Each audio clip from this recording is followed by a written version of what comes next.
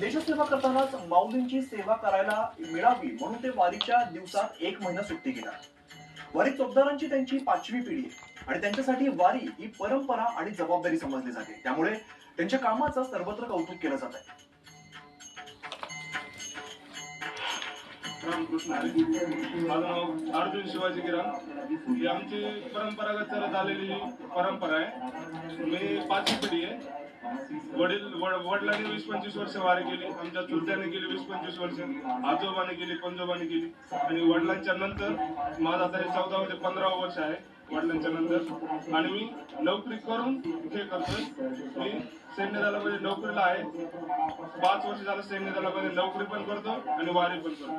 तुम्ही सैन्य दलामध्ये नोकरीला आहात, म्हणजे आर्मी मध्ये लष्करीतले लोक देखील वारीमध्ये येऊन सेवा करतात। ऐकून खूप छान वाटलं दादा। पण सैन्य दलामध्ये नोकरीला असताना मग तुम्ही वारीमध्ये सुट्टी टाकून येता ना? मी सुट्टी टाकून आलो वारीला। कीर्तन केलं जात आहे तर पालखी तळ विठ्ठल नामाच्या जयघोषाने दुमदुमून जातोय।